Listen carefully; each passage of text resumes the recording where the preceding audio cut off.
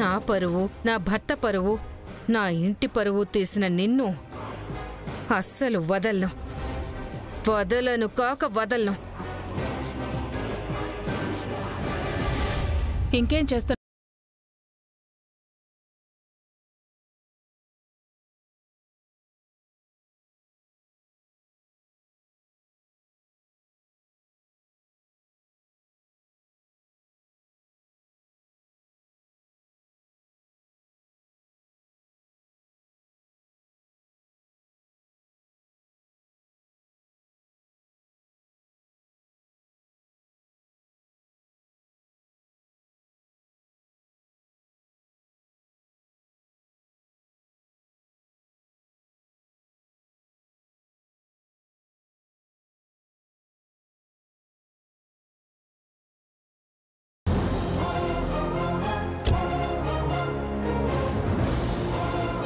ఓ, దీన్ని తెచ్చిందా?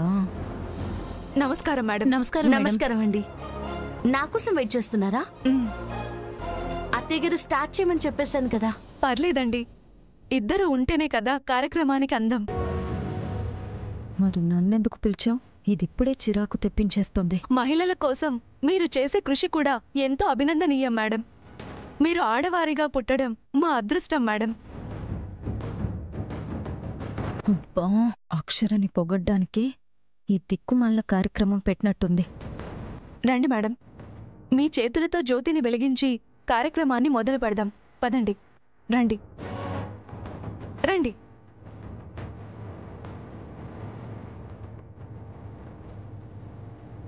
రండి మేడం.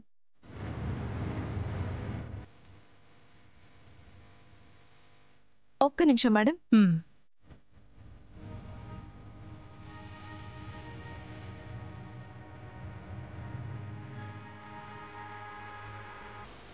వెలిగించండి మేడం.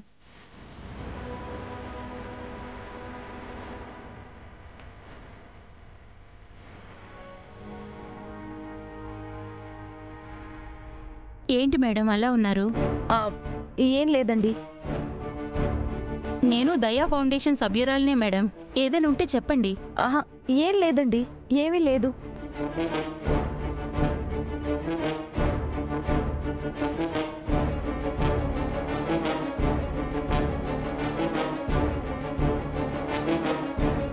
అప్పు, నువ్వు కూడా వెలిగించు. పర్లేదు, వెలిగించు. దొరికింది. నా ఫ్రస్ట్రేషన్ని ఎలా తీర్చుకోవాలా అనుకుంటున్నాను. భలే దొరికావే. ఏమండి, ఈ మధ్యనే ఆమె భర్త చనిపోయాడు. తనతో జ్యోతి వెలిగించడం కరెక్ట్ కాదేమో. కరెక్ట్ కాదు మేడం. మరి వెళ్ళి ఆపండి. ఆగండి ఆగండి ఆగండి.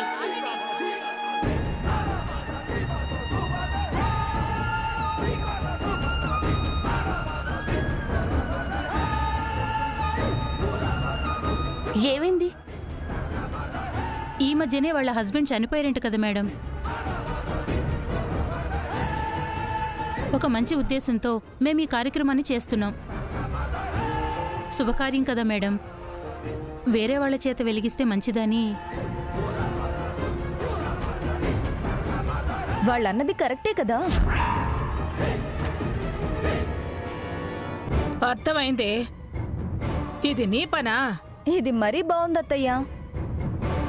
అపర్ణ భర్త చనిపోవడం నిజం కాదా? తనిప్పుడు విడో అన్నది అబద్ధమా?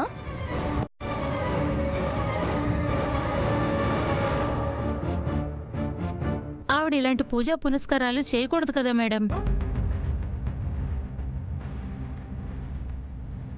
చెయ్యకూడదుగా ఏంటండి? చెయ్యకూడదు. అరే, కనీసం ఆ కామన్ సెన్స్ కూడా లేకపోతే ఎలా? కొంచెమైనా సెన్స్ ఉండాలి కదండి. చదువుకుంటారు, ఎందుకో మరి వేస్ట్.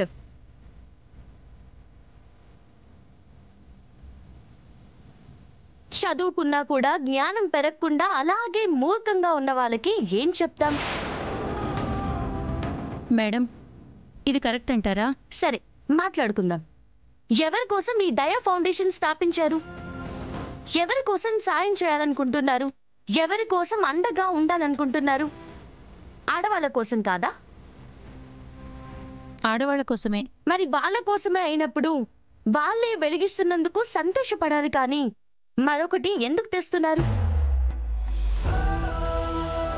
శుభకార్యం కదా అని ఆవిడ చేయడం కరెక్ట్ కాదని నా అభిప్రాయం మేడం. ఇదే తప్పు. మీరు చాలా తప్పుగా మాట్లాడుతున్నారు. భర్తను కోల్పోయినంత మాత్రాన అన్నీ కోల్పోయినట్టు కాదు. ఆ బంధాన్ని మాత్రమే కోల్పోయినట్టు, భగవంతుణ్ణి కోల్పోయినట్టు కాదు. భర్త చనిపోతే పూజలు చేయకూడదు, పునస్కారాలు చేయకూడదు, జ్యోతి వెలిగించకూడదని ఎవరో చెప్పినవన్నీ ఇంకా ఇంకా వింటూనే ఉండకండి. అంటే శుభకార్యమని. అరే, మీరింకా అదే మాట మాట్లాడుతున్నారు. సరే, శుభకార్యం అంటే ఏంటండి? మంచి చేయడం. వీళ్ళకి మంచి చేయడం కోసమే కదా ఈ కార్యక్రమాన్ని మీరు అరేంజ్ చేశారు. అందుకే కదా ఈ ఫౌండేషన్ని స్థాపించారు. అసలు ఈ ఫౌండేషన్ వాళ్ళ కోసమే పెట్టి మరి వాళ్ళే వెలిగిస్తే అశుభం ఎలా అయిపోతుంది?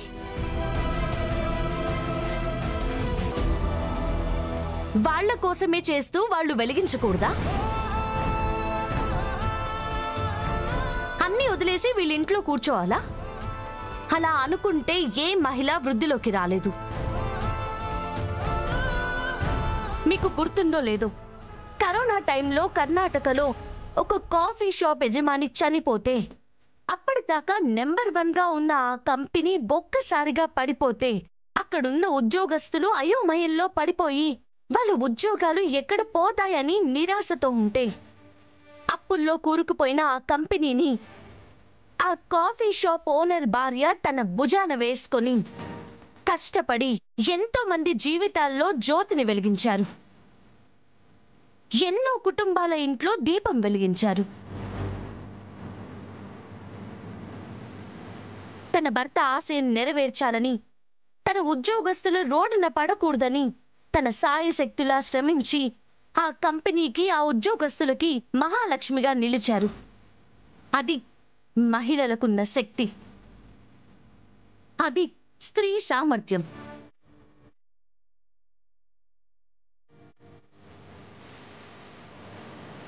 ఈ మాటలన్నీ వారు వినుంటే వారి సంకల్పం ఈరోజు సాధ్యమయ్యేదా? వారి వల్ల అంతమంది ఉపాధి పొందేవారా? ఇప్పుడు సంతోషంగా ఉండేవారా? అది కదా శుభం.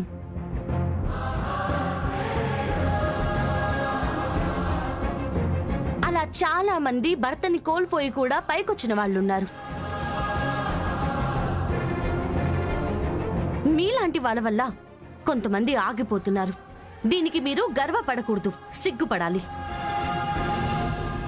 నేను కరెక్ట్గానే చెప్పాను.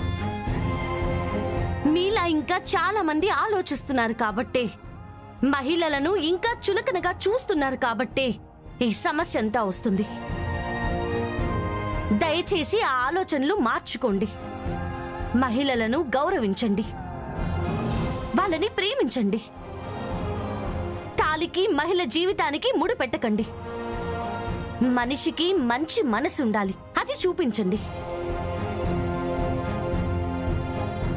ఇలాంటి వాళ్ళు చెప్పే మాటల్ని విని మోసపోకండి. దీని జీవితానికి మోసాలు చేయడం తప్ప మరొకటి తెలీదు. నేరాలు చేసి ఎన్నిసార్లు జైలుకు వెళ్ళొచ్చిందో కూడా తెలీదు. లెక్కలేనని తప్పులు చేసింది, చేస్తూనే ఉంటుంది. ఇలాంటి వాళ్ళని మనం అసలు దగ్గరకు కూడా రానివ్వకూడదు. ఇలాంటిది జ్యోతి వెలిగిస్తే మంచి అసలు జరగదనే అనుకోవాలి.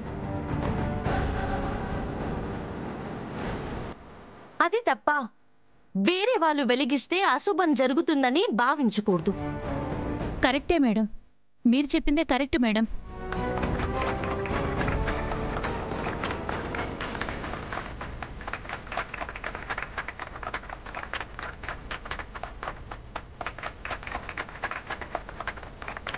చివరికి నన్నే తిట్టిపోసి క్లాప్స్ కొట్టించుకుంటుంది.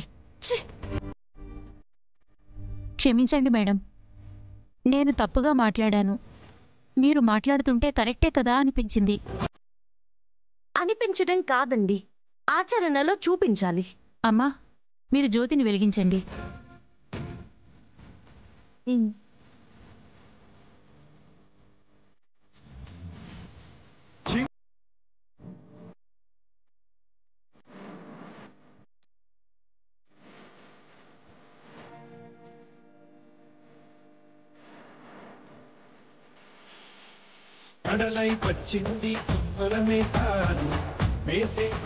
అమ్మా, మీ ఇద్దరికి కూడా భర్తలు లేరు కదా, మీరు కూడా వెళ్ళి వెలిగించండి.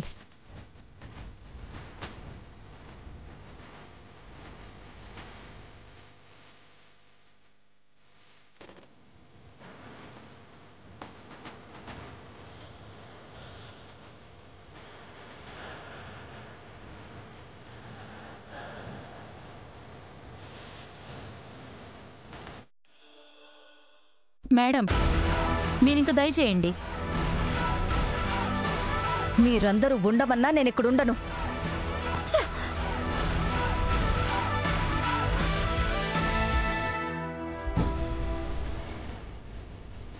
మేడం, అశుభం వెళ్ళిపోయింది మేడం. ఇక మీ చేతుల మీదుగా చెక్కులు పంపిణీ చేద్దాం. సరే. ఒక్క నిమిషం మేడం.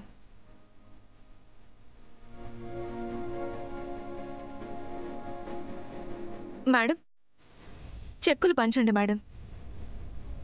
అత్తయ్య గారు, మీరు పంచండి. రండమ్మా, ఒక్కొక్కళ్ళు రండి. వెళ్ళండమ్మా.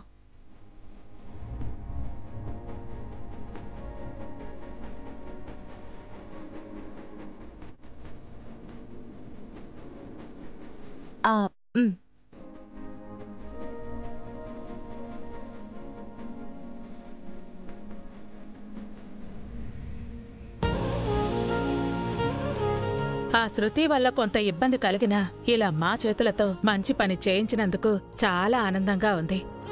కలెక్టర్ గారు చెప్పినట్టు మనల్ని మనం ముందు గౌరవించుకుంటే ప్రపంచమే తర్వాత గౌరవిస్తుంది, మర్యాదిస్తుంది, ప్రోత్సహిస్తుంది. మహిళలు అన్ని రంగాల్లో ఉండాలి, వారి ప్రతిభను చూపించాలి. మూడు ముళ్ళు వేసినా భర్త అండలేదే అని ఆ బంధాన్ని పోగొట్టుకున్నా ఏ స్త్రీ బాధపడకూడదు. ధైర్యంగా ముందుకెళ్ళండి. ఇదే నా కోడలకు కూడా చెప్తున్నాను. తలుచుకుంటే సాధించలేంది ఏదీ లేదు, తలుచుకోవాలి అంతే. మీరు తలుచుకోండి, మీకు మేము అండగా ఉంటాం. దయా ఫౌండేషన్కి ఏ సాయం కావాలన్నా నిర్మోహమాటంగా నన్ను అడగచ్చు. ప్రభుత్వం తరపున అది అందించడానికి నేను సిద్ధంగా ఉన్నానని ఈ సందర్భంగా మీకు మాటిస్తున్నాను.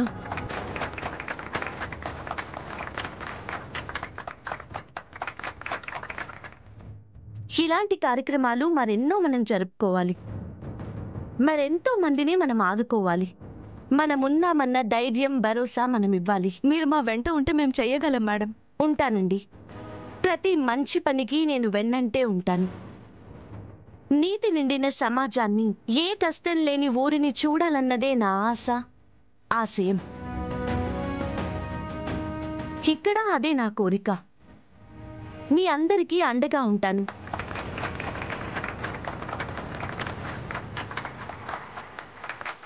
సరేనండి, మేము వస్తాము.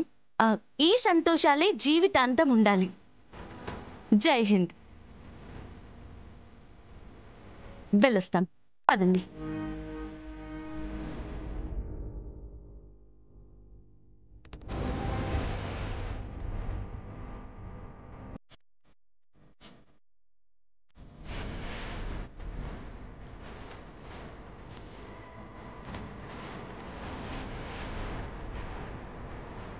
బుజ్జమ్మా, ఇక నీ మొహమే చూడకూడదనుకున్న దాన్ని చూశాను.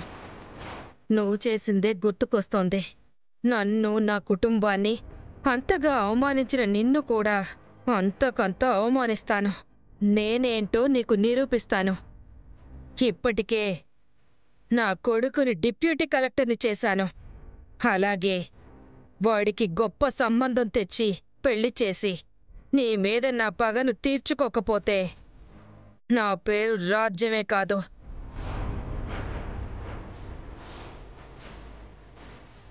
అమ్మా, అమ్మా, వచ్చేవారా?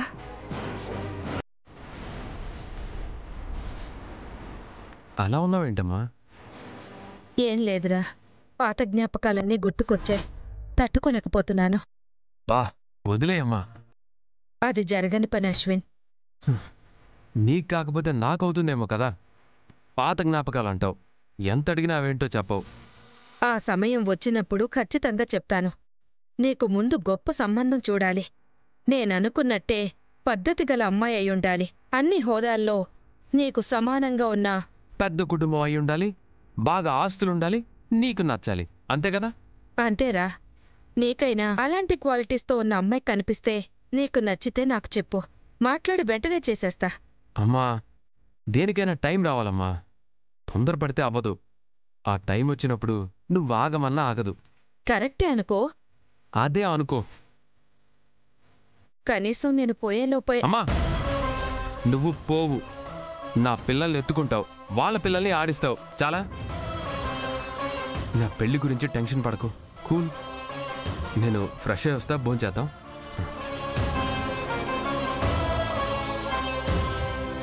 వీడేమో వాడి పెళ్లి గురించి టెన్షన్ పడకు అంటాడు. నా బాధ వాడికి అర్థం కాదు.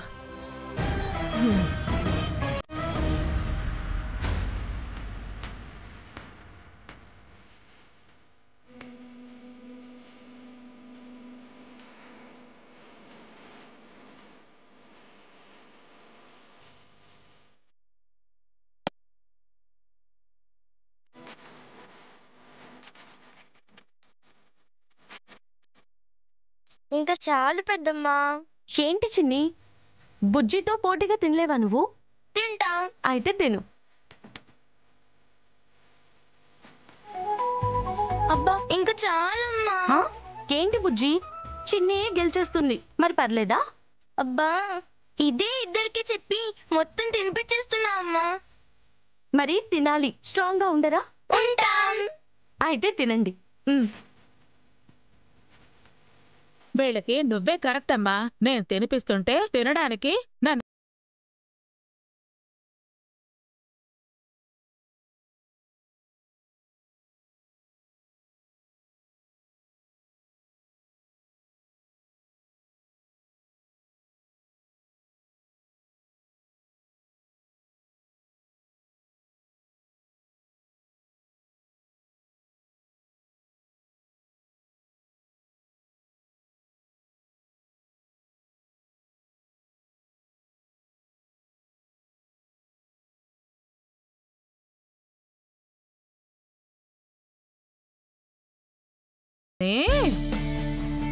సరే సరే ఫీల్ అవ్వకున్నానమ్మా. బుజ్జి, ఇక నిన్ను కొడతానే. ఇంకా లాస్ట్ ముద్ద, సరేనా?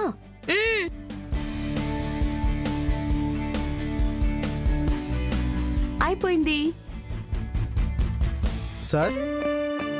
రాజు రారా. ఏమైంది ఈ టైంలో వచ్చావు?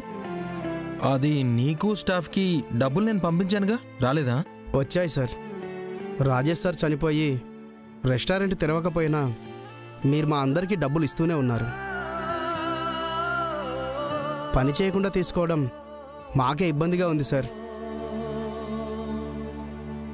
అదేం మాట రాజు, పనుంటేనే డబ్బులు ఇవ్వడానికి మిమ్మల్ని మేము పరాయి వాళ్ళం అనుకోవడం లేదు. మా కుటుంబంలాగే భావిస్తున్నాం.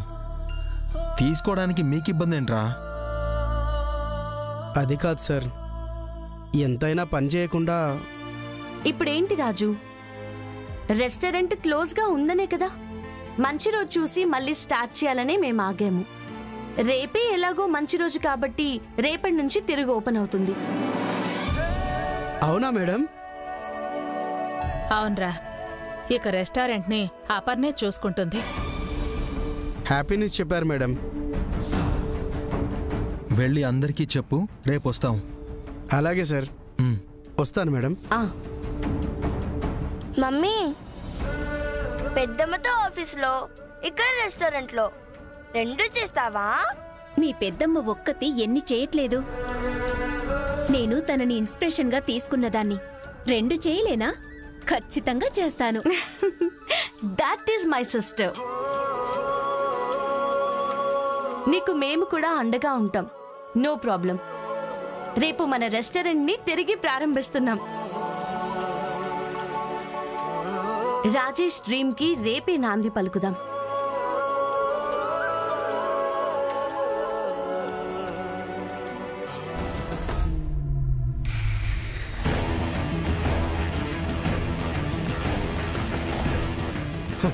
గంటలు గడవగా గడవగా గుండెల్లో గుబులు బయలుదేరుతుంది శృతమా. ఆ షాడో గైడ్ ఇచ్చిన టైంకి డెత్ సర్టిఫికేట్ సంపాదించకపోతే మన పరిస్థితి ఏంటి? ఏముంది, వాడు అక్షరకి వీడియో పంపుతాడు. ఆ అరవింద్ మన తలలు నరుకుతాడు. అంతే. మన అంతే అని అంత సింపుల్గా చెప్తావేంటమ్మా? మరేం చేయాలండి? ఆస్తులున్నా ఏం చేయలేకపోతుంటే ఇంకేం చెప్పను. నాకిప్పుడే ఒక ఐడియా వచ్చింది.